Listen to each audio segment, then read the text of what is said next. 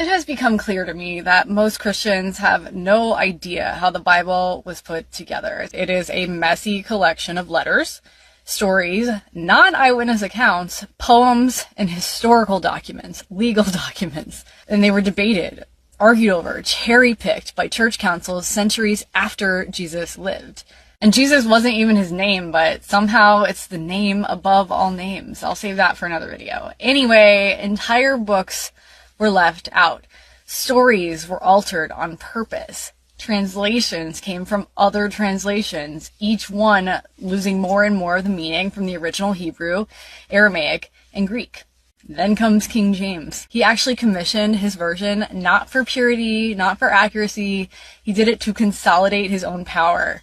He did it to control the masses and justify his monarchy. Ask most Christians about this and they'll look at you like you're speaking another language because they've been taught, they've been programmed to never question the book, even though the book itself has been questioned, edited, and weaponized for 2,000 years.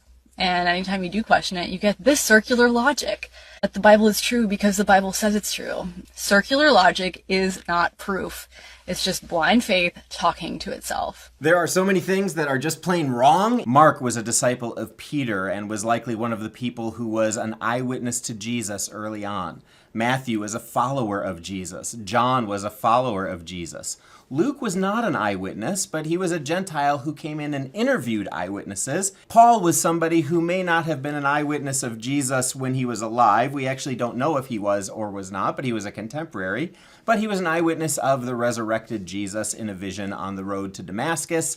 And you can go on down the line. If you don't believe me, read the introduction of 1 John, where he talks about how he saw it, he heard it, he touched it, he was there. When it comes to how the Bible was put together, there certainly were councils. And there certainly was disagreement. What you find is the books that were written by the eyewitnesses in the first century, those were the ones that were included. The ones that the early church saw and they affirmed and they circulated, those are the ones that were included in there. There is no book in ancient history that we have more manuscripts to be able to determine what the original manuscript said. If there's changes that were made along the way, it's obvious to be able to see because 5,190 go one way and 10 go the other way. You know where the changes were made. The Bible isn't translated from the ancient Greek into a modern Greek, into a Latin Vulgate, and then into the King James English, and then in the Bibles that we have right now. No. Scholars go straight from the original. Is there some that's lost in translation one time?